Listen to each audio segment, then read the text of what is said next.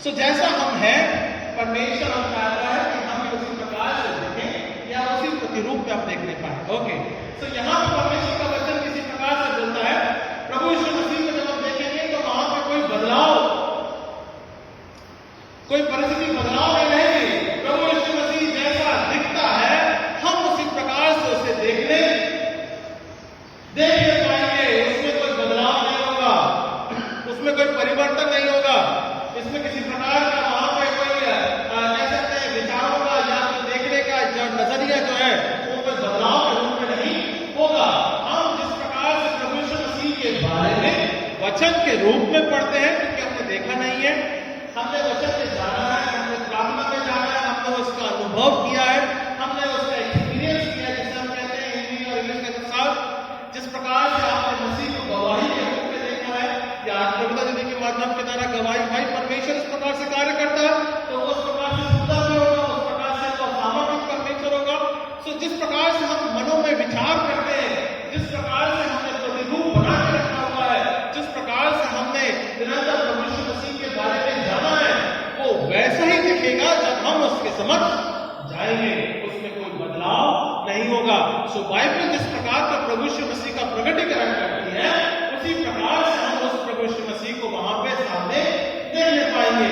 कोई भी उसमें बदलाव या परिवर्तन या चेंज की बात नहीं रहेगी। ओके, तो इस बात को समझ में आ गया, मेरा बेस समझ में आ गया, मैं किस प्रकार से बोलना चाहता हूं। सो मसीह के देखने के रूप में यहाँ पे कई प्रकार के ऐसे कारण होते हैं कि हम मसीह को किस प्रकार से देखने पाएंगे, या हमारे आत्मिक जीवन की तैयारी किस प्रकार से होना चाहिए कि हम मसीह को देखने पाए, है ना। बहुत सी ऐसी बातें रहती हैं, बहुत सी ऐसी रुकावटें रहती हैं, बहुत से ऐसे कारण रहते हैं जहां पे हम और आपको संसारिक जीवन या आत्मिक जीवन में जब हम संघर्ष करते हैं, जब हम इसके ऊपर आते हैं, जब हम समय देते हैं, तब हम ये जानने पाते हैं कि हमारा प्रभु यीशु मसीह कौन है। और इन रुकावटों से हमको और आपको ये स्ट्रगल करना है।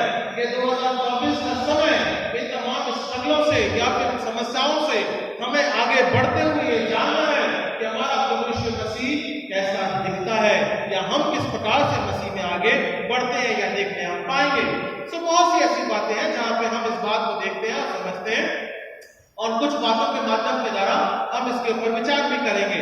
सो यहाँ पे परमेश्वर का वचन हमको और आपको मसीह के वचन के रूप में, या हम किस प्रकार से मसीह को देखेंगे, सबसे पहली बात जिस प्रकार से हमारा आपके जीवन पर आधारित है वो है विश्वास, है ना।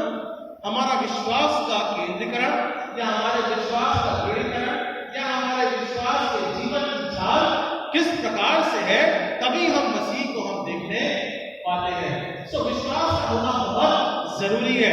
सो यहाँ पे अगर आप देखेंगे रोमियो की पुस्तक रोमन्स 9 में से रोमियो की पुस्तक उसका 5वां अध्याय और 1 से लेकर 2 पदों के बीच में हम मसीह के वचन को देखेंगे कि किस प्रकार से हम उसके दर्पण में या हम जैसा मसीह है वैसा हम देखने पाते हैं। Romans chapter 5 versus 1 and 2।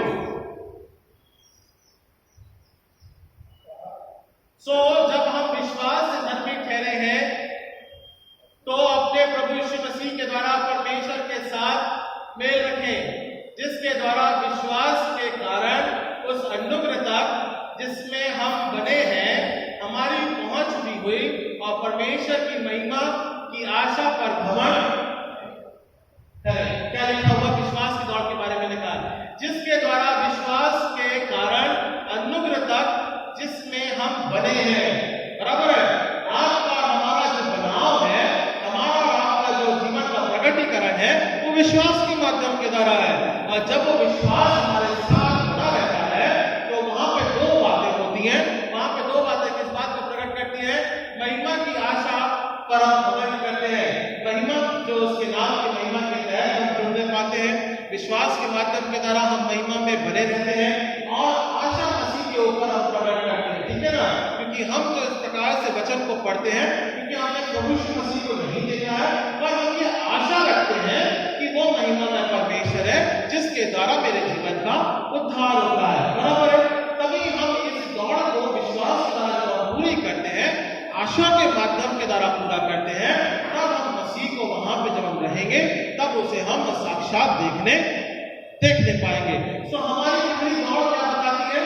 विश्वास की दौड़, जो कि हमें आशा के रूप में ठहराती है, ताकि हम उसके नाम की महिमा के तहत उसे हम देखने पाएंगे। ये मेरी हो गई पहली बात। समझ में आ गई बात? इसमें कुछ पूछना है, समझना है, मसीह को देखने के रूप में जानना है? तो हमारी पहली बात क्या है? विश्वास की दौड़ को हमारे जीवन को बनाए रखना है। विश्वास की दौड़ कमजोर हो गई तो हम परमेश्वर में अपनी आशा को खो देते हैं। पता नहीं होगा कि नहीं होगा, परमेश्वर तू सुनता नहीं है, परमेश्वर तू है या नहीं है, तेरे कान है या नहीं है। परमेश्वर का वचन बहुत साफ तौर से भजन संहिता में कहता है, मैं तेरा झुक के प्रार्थना को सुनने वाला परमेश्वर हूं, है ना? सो परमेश्वर हमारी दुहाइयों को, हमारी प्रार्थनाओं को, हमारे रोने को सुनने वाला परमेश्वर है। सो वो कैसे होगा? जब विश्वास के द्वारा हमारी आशा मसीह में जब बनी रहती है, तब हम मसीह को देखने पाएंगे या उसके तहत अपने जीवन पर अपने पाएंगे। ओके, ये हो गई पहली बात। दूसरी बात, परमेश्वर का वचन हमको और आपको क्या बोलता है कि हम जब मसीह को देखने पाते हैं, तब हमें ग्रहण करना बहुत जरूरी है। Accept the Christ. अभी एक्सेप्टेंस जो होती है, जो ग्रहण होता है, वो दोनों प्रकार से होना चाहिए। मसीह को आपको ग्रहण करना चाहिए और आपको मसीह को ग्रहण करना चाहिए। दोनों ही बात है। रुपया है ना, रुपया 500 का रुपया है, 1000 का रुपया होता है, 2000 का रुपया होता है। देखा कि देखा है? देखा है। देखा कि नहीं? देखा। जोर से बोलो, देखा है। सारे मिलके बोलो। 500 का देखा, 2000 देखा, 1000 देखा, बराबर? 1000 का नोट देखा, फिर बंद हो गया, मोदी जी ताले में बंद करते हैं। ठीक है? जब आप 500 रुपए देते हैं, व्यवहार के रूप में या व्यवहार जब आप करते हैं, लेन देन की जो प्रक्रिया होती है, आप दुकानदार से आपका सामान ले लिया और उसको बोला भैया ठीक है अभी हो गया, ऐसा होता है क्या? ऐसा होता है व्यवहार? ऐसा नहीं होता है। वो ग्रहण नहीं करेगा, इट डजंट एक्सेप्ट। वो क्या बोलेगा, बाबा सामान तो ले लिया, अभी पैसा तो दे। तो व्यवहार क्या होती है? वो दोनों तरफ से होती है, बराबर है? एक हाथ में और एक हाथ, बराबर है? पैसे की भाषा सबको जल्दी समझ में आती है नहीं? मसीह की व्यवहार का भी इसी प्रकार से, एक हाथ दे और एक हाथ दे, बराबर है? मसीह की पुकारता बहुत जल्दी है, पूरी दे, पूरी दे, पूरी कर, ये कर, वो कर, समय के अनुसार कर, जल्दी कर। अभी तक किया कि नहीं है? प्रार्थना हमारी ऐसी रहती है। प्रभु यीशु मसीह बोलता है, बाबा तुमने मांग तो लिया, मैं दे भी दिया, वापस मुझे भी तो दे, वापस रिटर्न कर। What we need to return? The best example is Samaritan woman. निकालिए मेरे साथ यूहन्ना की पुस्तक, जॉन चैप्टर 4। यूहन्ना की पुस्तक, व्यवहारिकता दोनों तरफ से होनी चाहिए। जॉन चैप्टर 4, मैं कुछ भागों को पढ़ूंगा जिस प्रकार से समझाने के लोग को, ताकि आप सबको मालूम है सामरी स्त्री के बारे में। ओके, यहाँ पे दोनों प्रकार की व्यवहारिकता हो रही है, दोनों ही प्रकार से एक दूसरे को वो ग्रहण कर रहे हैं। तो पहली बात यहाँ पे अगर हम देखते हैं, यूहन्ना की पुस्तक उसका 4वां अध्याय 9वें पद में अगर हम देखें तो क्या लिखा हुआ है? वो सामरी स्त्री ने उससे कहा, तू यहूदी होकर मुझ सामरी स्त्री से पानी क्यों मांगता है? क्योंकि यहूदी सामरियों के साथ किसी प्रकार का व्यवहार नहीं रखते। यीशु ने उत्तर दिया, यदि तू परमेश्वर के वरदान को जानती और यह भी जानती है कि वे कौन है, तो तू जो तुझे कहता है मुझे पानी पिला, तो तू उसे मांगती और वो तुझे जीवन का जल देगा। ठीक है ना? ये पहली बात हो गई। अभी यहाँ पे सामने स्त्री क्या बोल रही है? हे परमेश्वर, या फिर जिस भी प्रकार से है वो बोलती है, हे प्रभु यीशु मसीह, तू यहूदी होकर वो सामने स्त्री से पानी क्यों मांग रहा है? बराबर है? The acceptance is creating up, है ना? यहाँ पे प्रभु Yeshu Masih, why you are asking me the water, तू मुझसे पानी क्यों मांग रहा है? यहाँ पे प्रभु यीशु मसीह उसकी जरूरत को पूरा करने के लिए मांग रहा है। आप सभी को मालूम है, वो कुएं के पास में आता है, उसे प्यास लगती है, नहीं भी लगती तब भी वो आता है, एक कारणवश आता है, क्योंकि वो वहां पे अन्य जातियों का कुआं था और प्रभु यीशु यीशु मसीह अन्य जातियों के बीच में भी काम करना मांगता है। जिस प्रकार से वो यहूदियों के बीच में काम कर रहा था, वो चाहता है कि अन्य जातियों के बीच में भी वो काम करे। कारण अकारण दोनों ही वर्षों के तहत वो वहां पे बैठता है, और जब वो बैठता है तो सामरी स्त्री को बोलता है मुझे पानी पिला, ठीक है ना। अब उसकी बातों के संदर्भ में अगर आप देखोगे, he need to accept the Christ, है ना, she need to accept the Christ. तो सामरी स्त्री को चाहिए कि वो मसीह को वो ग्रहण करे, क्योंकि वो जब जल लेने की बात कर रहा है, वो जल जो है वो साधारण जल नहीं है, बल्कि वो आत्मिक जल की बात कर रहा है। सो सामरी स्त्री को जल को ग्रहण भी करना है, और प्रभु यीशु मसीह को सामरी स्त्री को वो भी ग्रहण करना है। सो दोनों ही बातों से वहां पे एक्सेप्टेंस होना बहुत जरूरी है। सो ये पहला संदर्भ हो गया। दूसरे संदर्भ में क्या बोलता है, 14वें पद में अगर आप देखोगे, वहां पे क्या बोलता है, परंतु जो कोई उस जल में से पिएगा जो मैं उसे दूंगा, वह फिर अनंत काल तक प्यासा ना होगा, परंतु जल मैं उसे दूंगा वह उसमें एक सोता बन जाएगा जो अनंत जीवन के लिए उबलता। When she is accepting the Christ, she should know what she is accepting it. है ना, आप दाल लेने जाते हो, चावल लेने जाते हो, तो आप कैसे करके लेके नहीं आते हो, आप पर्टिकुलर दाल और पर्टिकुलर चावल आप लेते हो जो आप खा सकते हो, जो आपके योग्य है। प्रभु यीशु मसीह जब उसे दे रहा है, वो समान आलतू फालतू नहीं है जिसका वो व्यवहार कर रहा है। वो कैसा समान है, वो आत्मिक जल का समान है, जो कि ऐसे ही मिलता वो देने के लिए बैठा है। She has to accept that. तो बोलता है मैं जल तुझे देने वाला हूं, वो आत्मा का जल है, अनंत काल के जीवन का जल है, जिससे तेरा जीवन परिवर्तित होगा। वो अभी भी संसारी जल के रूप में अटकी हुई है। हम भी कभी कभार अटक जाते हैं, बराबर है, हम भी कभी कभार अटक जाते हैं। वो बोल रही है, वो पानी के जल की बात कर रही है, बाबा ये पानी का जल है, इसमें से मैं पीऊंगी, ये ऐसी बात कर रहा है, ऐसा जल भैया बता दे जो कभी खत्म नहीं होता। वो खाली पानी के रूप में अटकी है, संसारिक पानी के रूप में अटकी है। हमारा आत्मिक जीवन भी कहीं ना कहीं उस प्रकार से अटका हुआ है, और उस अटकने की वजह से हम क्या हो गया, हमारा आत्मिक जीवन विफल हो जाता है। प्रभु यीशु मसीह जिस जल की बात कर रहा है, वो उसके आत्मिक जीवन के बदलाव की बात कर रहा है, उसके आत्मिक जीवन के परिवर्तन की बात कर रहा है, उसके आत्मिक जरूरतों की बात कर रहा है। अनेकों न केवल उसके आत्मिक जीवन की, बल्कि वो संपूर्ण समुदाय, कुटुंब या फिर अन्य जातियों के रूप में या संपूर्ण सामाजिक के रूप में वो चाहता है कि वो उसका जल पहुंचने पाए, उसका जल पहुंचने पाए।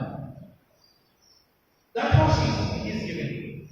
ये वो जल है जो कि प्रभु यीशु मसीह उसे दे रहा है। Rather than that, she has to accept that.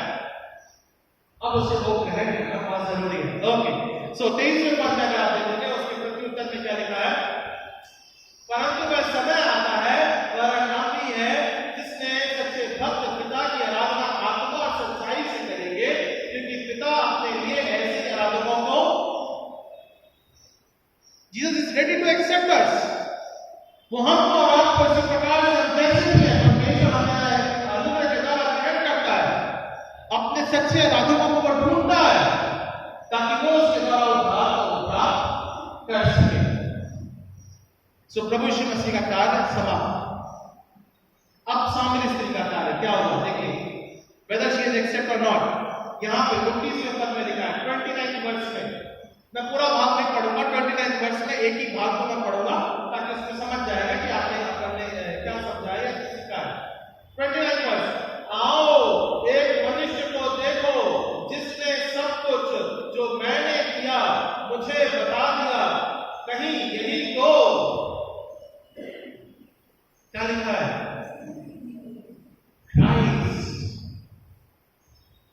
मसीह कहीं यही तो नहीं जिसके बारे में संपूर्ण यहूदिया में, संपूर्ण आजू-बाजू के क्षेत्रों में, अन्य जातियों में इस बात का प्रकटीकरण हो रहा है कि ये वो मसीह है जो कि आने वाला है। Now she is accepting that. और ना केवल वो एक्सेप्ट कर रही है, बल्कि वो अपने सभी लोगों को बुलाकर लेकर आई है कि आओ तुम देखो, अगर आप उस बात को पूरा करोगे, मैंने केवल एक ही बात पढ़ा है समझाने के लिए, आओ आप मेरे साथ में आओ और देखो वो प्रभु यीशु मसीह है जिसने मेरे जीवन के बारे में प्रकटीकरण किया है। कहीं ये वही तो मसीह नहीं है? उसे जानना और एक्सेप्ट करना बहुत जरूरी है। So Christ is ready to accept us and he has given everything. Masih ने हमारा और आपके लिए 2 सप्ताह पहले उसने अपने प्राणों का बलिदान दिया, हमारा और आपके जीवन को बदलाव के रूप में रख दिया। मसीह में हम द्वारा चुने भी गए हैं। व्हाटएवर ही हैज डन है, मसीह कहता है कि तुम मुझे देखने नहीं पाओगे, मैं जैसा हूं वैसा मैं तुम्हें दिखाई भी दूंगा। बहुत सी ऐसी बातें प्रकटीकरण करती है, but we need to accept that. First we need to walk in our faith. पहली बात जो कि हमें विश्वास की चाल को बताती है। दूसरी बात, हमको और आपको मसीह को ग्रहण करना बहुत जरूरी है। ये हो गई दूसरी बात। तीसरी बात, परमेश्वर का वचन क्या बोलता है?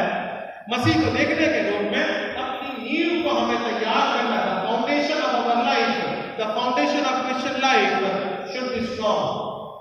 नींव को तैयार करना बहुत जरूरी है। मकान बिना नींव के बनाया नहीं जा सकता, और हमारा आपके जीवन का आधार बिना मसीह के क्रूस पर से जो हमारी नींव है उसके विश्वास से बनाई नहीं जा सकती, है ना? तो इस बात को समझने के लिए हम निकालेंगे पहला कोरिन्थियों उसका 3रा अध्याय, नए नियम में से पहला कोरिन्थियों उसका 3रा अध्याय और उसके 10 से 14 पदों के बीच में देखते हैं। पहला कोरिन्थियों, नींव का मजबूत होना बहुत जरूरी है। तो पहली बात विश्वास, दूसरी बात ग्रहण करना, तीसरी बात नींव का मजबूत होना बहुत जरूरी है। मैं आपके लिए पढ़ देता हूं, यहां से लिखा है पहला कोरिन्थियों उसका 3रा अध्याय और 10 से लेकर 14 पदों के बीच में मैं आपके लिए पढ़ रहा हूं, बहुत ध्यान से सुनिएगा। परमेश्वर के उस अनुग्रह के अनुसार जो मुझे दिया गया, मैंने बुद्धिमान राजमिस्त्रियों के समान नींव डाली है। पौलुस बोलता है ना, मसीह की गवाही के रूप में, उसकी सेवकाई के रूप में, कार्यों के रूप में कुरिन्थ की कलीसिया के बीच में वो मसीह की नींव को डालता है। ओके, और दूसरा उस पर रखता है, परंतु हर एक मनुष्य चौकस रहे कि वो किस प्रकार का रखता है। ठीक है ना? बिना नींव के आप ईंट को नहीं रखा रखना, मतलब उस ईंट के ऊपर जब आप रखते हो तब जाके वो वॉल खड़ी होगी। तो रखना मतलब एक के ऊपर एक ईंट को रखना बहुत जरूरी है। तो बिना नींव के आप ईंटों को नहीं, आप वॉल को खड़ा नहीं कर सकते हो। सो पौलुस क्या बोलता है, बहुत ध्यान से समझिएगा इस बात को, क्योंकि उस नींव को छोड़ जो पड़ी है और वो यीशु मसीह है, कोई दूसरी नींव डाल सकता है क्या? कोई नहीं डाल सकता। आपका मकान जो है, आपका जो आत्मिक जीवन है, वो आधार जो है, जो नींव है, वो हमारा प्रभु यीशु मसीह है। इस नींव को आप बदल नहीं सकते। मैं इधर चला जाऊं, उधर चला जाऊं, 10 बार घंटे पे जाऊं, ये करूं, वो करूं, ऐसा करूं, वैसा करूं, वो कुछ नहीं। कोई दूसरी नींव है ही केवल हमारा प्रभु यीशु मसीह। उसी की नींव के ऊपर हमारे जीवन का आधार होना चाहिए। उसी के ऊपर आप ईंटें खड़ी कर सकते हो, उसी के ऊपर आप दीवारों को बना, आपका आत्मिक जीवन का मकान बना सकते हो। तभी आप प्रभु यीशु मसीह को देखने पाओगे। कोई दूसरी नींव के ऊपर आप आपके आत्मिक जीवन को बना या अपने घर को नहीं बना सकते। ओके, इससे मेरी बात समझ में आ गई? मेरी बात समझ में आई? हमारी नींव कौन है? हमारा प्रभु यीशु मसीह है। हमारा आत्मिक जीवन का आधार, हम हमारे आत्मिक जीवन का दर्द है, वो प्रभु यीशु मसीह की नींव के ऊपर बनाना है। ओके, अब इसमें डिफरेंट प्रकार की है। क्या लिखा है रद्दा रखने के ऊपर? यदि कोई इस नींव पर सोना या चांदी या अमूल्य पत्थर या काठ या घास या फूस का रद्दा रखे। अब यहाँ पे विभिन्न प्रकार के 6 प्रकार के आदमी लिखे हैं। यहाँ पे 6 प्रकार के आदमी हैं। कौन कौन से हैं?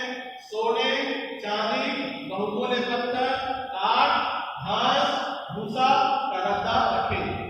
ये आपके हमारे व्यक्तित्व के जीवन के बारे में बताता है। हम किसी प्रकार से होता है, जितने भी ऊंचे पद पे हो, कितना भी पैसा हो और कितने भी गरीब क्यों ना हो या निचले तबके का क्यों ना हो, हमारा धंधा जो है वो मसीह में इस प्रकार से रखा जाना चाहिए और मसीह के नींव में रखा जाना चाहिए, चाहे आदमी कोई भी हो, बराबर है। विश्वास उसका होना चाहिए कि प्रभु यीशु मसीह हमारा उद्धार करता है। Okay done. फिर उसके बाद में 13वें पद में जो हर एक का काम प्रकट हो जाएगा क्योंकि वह देव उसे बताएगा, इसलिए कि आग के साथ प्रकट होगा और वो आग हर एक का काम परखेगी कि कैसा। मनुष्य को परखने के लिए प्रभु यीशु मसीह आएगा, है ना, एक आग के रूप में आएगा, एक सामर्थ के रूप में आएगा, एक आग के रूप में आएगा।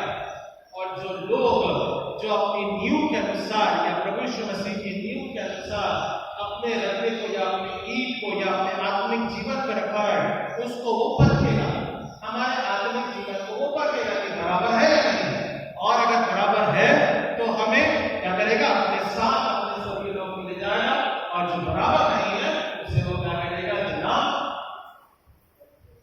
जला देगा या समाप्त कर देगा या डाल के वहां पे वो नीचे नरक में डाल दिया जाएगा। तो इस बात की तर्ज से यहां से की जाती है। ओके, क्या लिखा है, जिसके काम उस पर बना हुआ स्थिर रहेगा वो मजदूरी, और हमारी मजदूरी क्या है कि हम मसीह के साथ उसके स्वर्गीय राज्य में प्रवेश करने पाएंगे और उसे हम देखते पाएंगे, वो जैसा है हम उसे वैसा ही देखेंगे। परमेश्वर का वचन तो आसान तौर से कहता है हमारी नींव बड़ी मजबूत होना चाहिए, चाहे व्यक्ति कोई भी प्रकार का हो और किसी भी प्रकार का हो, चाहे धर्म दौलत अमीर किसी प्रकार से हो, विश्वास की दौड़ उसे पूरी करना बहुत बहुत जरूरी है ना। विश्वास की दौड़ पूरी करना बहुत जरूरी है कि हम मसीह के साथ हमारे आत्मिक जीवन में किस प्रकार से अपने घर को बनाते हैं, है ना। ये नहीं कि केवल समय अनुसार परमेश्वर तूने मुझे सुना नहीं, ये नहीं, वो नहीं, ऐसा नहीं, मैं मांग रहा हूं, नहीं, ऐसा नहीं। Not only for a time but it should be for a lifetime. Masih के नाम और आप अपने जीवन को बनाना है ना, जीवन भर अपने मसीह के साथ अपनी संगति को करने का। तो पहली बात विश्वास, दूसरी बात एक्सेप्टेंस, ग्रहण करना, और तीसरी बात अपने नींव को मजबूत बनाना। चौथी और अंतिम बात, पहला कुरिन्थियों उसका चौथा अध्याय उसी के पीछे है, और उसके 1 से लेकर 4 पदों के 5 पदों के बीच में हम देखते हैं the result should also come, है ना, रिजल्ट आना चाहिए, बोलो। मसीह को देखने के रूप में हमारा क्या होना चाहिए, रिजल्ट कैसा है, मसीह उस बात को भी देखता है ना। साल भर आपने मेहनत करी, साल भर आपने मेहनत करी ना गौरव, है ना, एग्जामिनेशन होता है, एग्जामिनेशन होने के बाद में क्या आता है, क्या आता है, रिजल्ट आता है। आपका रिजल्ट कैसा होगा वो हमारे लिए बहुत जरूरी है। द रिजल्ट शुड कम्स, और हमें उत्तीर्ण होना बहुत जरूरी है ना। वो बात की बात है, हम बोलते हैं फिर पादरी साहब हुआ करो, ये जरा फेल हो गया, इसका रिजल्ट खराब हो गया।